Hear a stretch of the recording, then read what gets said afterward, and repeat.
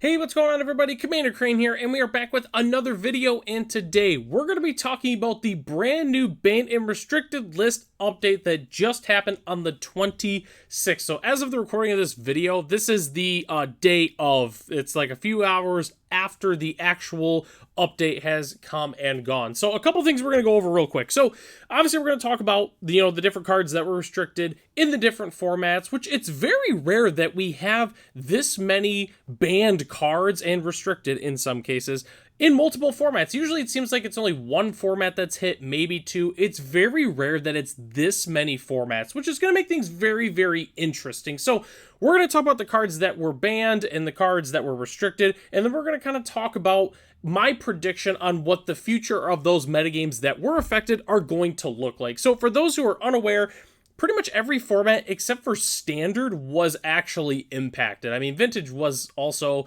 And the other thing I want to talk about before we really hop into it here is I am not an expert on the Legacy or Vintage metagames, and even a Modern one to a certain extent. I'm a little out of the loop, but I do know kind of what's going on in those formats. So we're not going to really talk about Legacy and Vintage so much. So let's just go and hop into here. So we're going to start with Pioneer, the cards that were actually banned in or restricted, not in Pioneer, obviously. So banned, Sorin Imperious Bloodlord and Amalia are both banned in the format. So Wizards of the Coast also gave an explanation on kind of why the cards that were banned, which I will leave a link in the description below if you want to check out the official article detailing all that. So essentially with Sorin, pretty much Wizards of the Coast explanation to that was, hey, guess what? A turn 3 Vein Ripper, a lot of decks can't beat that, because not only do you have to have a removal spell that beats a 6/5 flyer, you have to have a creature to sacrifice, you're down a couple cards, and it drains. It's too much. It's too much. It's just too much value to be able to do that with Sorin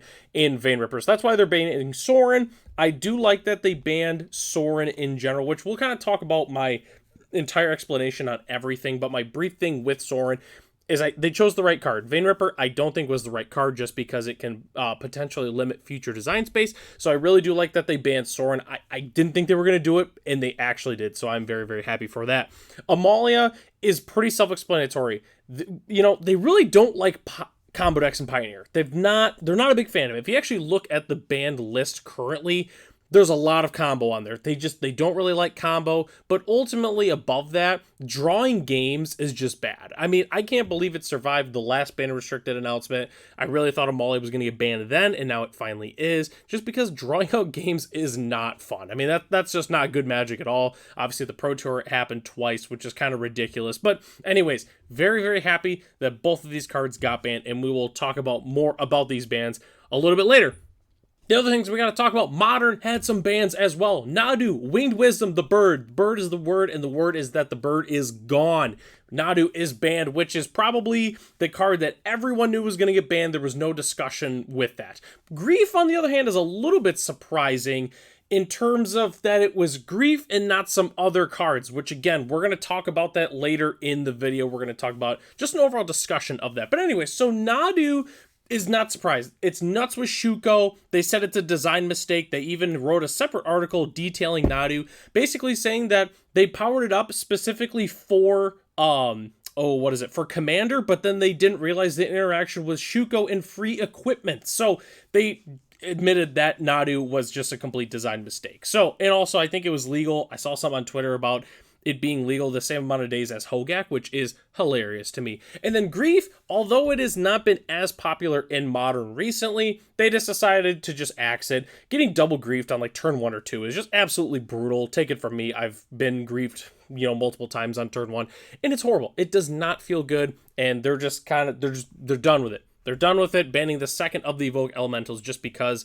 of how nasty those cards actually are, which I'm very happy to see Grief gone. And again, we'll talk about the cards that didn't get banned later in the video. So, the next thing we got to talk about is Legacy. Grief was also banned in Legacy just because of the Reanimator decks are really, really good with Grief overall. Again, works really well with Reanimate specifically. It's also nice because you can evoke it by exiling a card, and then you can reanimate the Grief back, which is really, really good too. So overall, it does make sense why Grief was banned in Legacy.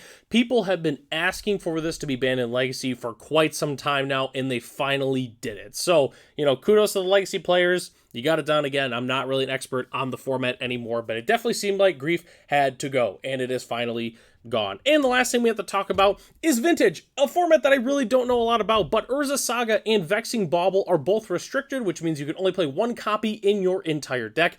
Urza Saga, I know they've been talking about it for a while being a very, very good deck / card in the metagame, so definitely happy to see that get restricted. Vexing Bauble is really simple. It doesn't let you play Vintage. Vintage has all these really, really sweet, you got like the Moxen and stuff, and you're doing some really cool stuff in Vintage with Force of Will. And overall, when Vexing Bauble's in play, the Vintage is not Vintage at that point. There's so many cards that just get nuked by Vexing Bauble. 100% makes sense that they restricted the card. It is definitely a little tedious for it to be in the Vintage metagame. So again, kudos to the Vintage players. Hopefully this is good for you. I have no idea. But anyways, next thing I want to talk about here is the decks specifically. We're just pivoting to Pioneer and Modern. The decks that I think got a little bit better. And then we're also going to talk about what I think the tiers / good decks are going to look like in those formats moving forward. So, all right, the Pioneer decks that improve. It's really, really simple. There's two big ones. Fair aggro. All of the fair aggro decks got better, but not as good as you would think. So yes, Sorin and Amalia are gone. You don't have to play instant speed, at least instant speed removal to take out Amalia or a 2/2 is not quite as needed as it once was. Obviously, cards like Rending Volley and Torch the Tower are still going to see play. That's not changed, but, at least in the big scope of things, it's a little bit different now. Obviously, with a 6/5 flyer not coming down on turn 3 is also really, really nice. So that being said, aggro decks really got better. Although I do think Mono Green Devotion is going to get a little bit better, and typically, fair aggro decks do struggle a little bit against Mono Green Devotion, but I still think overall it was definitely a huge boost for them. The other thing is Lotus Combo. I think Lotus Combo is going to be a really, really good deck in the metagame. Then again, I said this the last time there was a big Pioneer shakeup, and it really didn't happen that as much, but I'm feeling it. This time, I think Lotus Combo is going to be, again, one of the better decks in the entire metagame. Next thing I want to talk about is Modern, which is really simply put. I put two things here. Boros Energy. I think Boros Energy is going to be the best deck moving forward. Again, I haven't played the format a lot, but the Boros Energy aggro deck is absolutely nuts. I think it's just going to be the best thing you can do in the format. But the main thing, with Nadu and Grief being gone, everything is better. Just player morale is better. The other decks that didn't play Grief or Nadu are just better. Like, everything's better, you say, oh, well, my Living End deck's not better.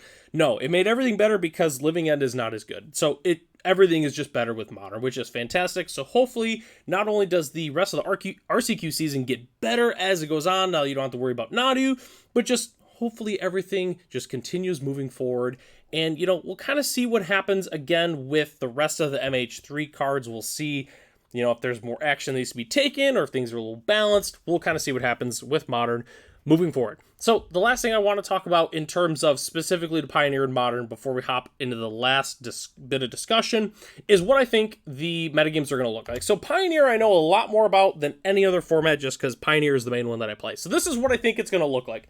So you're going to have your best decks here. Izzet Phoenix, Mono Green Devotion, Rakdos Midrange, and Lotus Combo. I would say probably in that order as well. So Izzet Phoenix, obviously, no Treasure Cruise ban, or Fable of the Mirror Breaker. So, boom, Izzet Phoenix, I think it's going to be the best deck. Mono Green Devotion is going to be back. The deck was already really, really good, even with Karn being banned. The reason that Mono Green Devotion hasn't seen as much play is because it could not beat Amalia. It couldn't do it. The only thing that deck could do was, they were playing Gather Courage to, pump Amalia, essentially to draw the game out. That was the only thing they could do against Amalia. They couldn't do anything else. So, that being said, I think the deck is going to be much, much better, especially with the addition of the new Leyline from Murders at Karlov Manor. Rakdos Midrange. Again, the deck is still good. Sure, it lost Sorin, so you cut the Sorins and the Vein Rippers, and you put back in, Shieldreds and, I don't know, whatever else they play. Graveyard Trespasser, I think, was the other one. You just go ahead and play that. You just cut the Vampire package, you just go back to Rakdos Midrange. Deck is still really, really good. And as I talked about before, Lotus Combo, I think it's just going to get much better just because of how the overall metagame is going to shift. I think it will potentially favor Lotus Combo. Again, we'll kind of see what happens moving forward. And heck, maybe people will go back to hating on Lotus Field and wanting it to be banned. Well, anyways, we'll see what happens. So Tier 2, So unsurprisingly, it's a good mix here. We got Mono White Humans, which again, I think is going to go back to like a tier 1.5 deck. I think it's going to be really good. Blue White Control is going to be about the same. Gruul Boats. I think Gruul Boats is going to come back. The deck absolutely fell off due to the recent shifts in the metagame, and with Sorin and Amalia being banned, I think Gruul Boats is going to be good again. We'll see what happens, but all the pieces are there. I really do think the deck is going to be good. I also think Rakdos Sacrifice is going to be good again as well. Is the Golgari food deck better? I couldn't personally tell you that. You know, pretend Rakdos is also there with Golgari. I think they're both going to be fantastic. And then I also put some tier 3 options on here. Blue-White Spirits, Niv to Light, and Izzet Creativity. So the last thing I want to mention is, if don't get offended because I didn't put your deck in tier 1. I think Izzet Phoenix and Green Devotion are like kind of a tier in their own, kind of like a tier 0. I think the rest of these decks are all very, very close. It's not like it was before where there was rock, paper, scissors, and then it was basically just everything else. I think that these decks are relatively close to one another, and depending on what your local metagame looks like, you know, Niv to Light could be really good in your metagame, it could be bad, and vice versa. I think that Pioneer, it's going to be really, really healthy, and I think it's going to be a very fun format moving forward, and hopefully we see some really cool stuff coming up here at the regional championship that's coming here in October. So hopefully we see some really cool stuff. Modern, let's move to Modern. And once again, I'm not an expert on Modern anymore. So I just wanted to put the decks that I think will be the best decks in the metagame. So I put Boros Energy, which again, I think is going to be the best deck, hands down.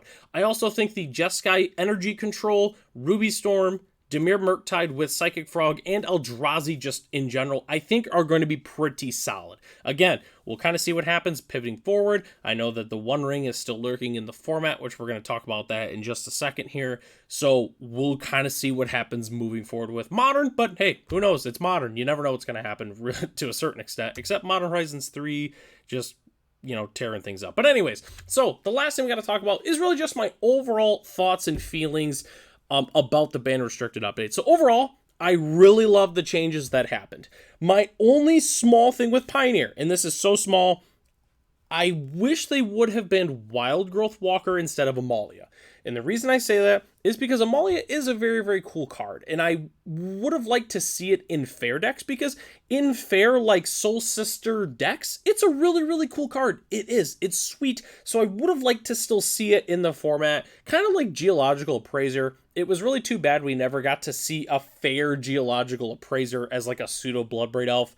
You know, things happen, obviously. You know, they didn't think of Wild Growth Walker, even though the internet thought about it in 2 seconds. And I guess their thought process was, well, we didn't think about Wild Growth Walker getting indestructible.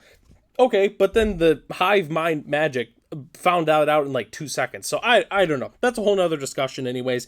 But I do like what happened in Pioneer. Fable not being banned. I think Fable's going to be banned eventually. I think it's going to be the next card on the chopping block to a certain extent, you know, assuming we don't get any crazy busted cards within the next couple months here. Treasure Cruise, again, is on the hot seat as well. Izzet Phoenix wasn't nerfed at all, so we'll kind of see. It should default be the best deck, but again, it just depends on what the metagame is going to look like, but still, I think it's going to be the best deck. I do like what happened in Pioneer.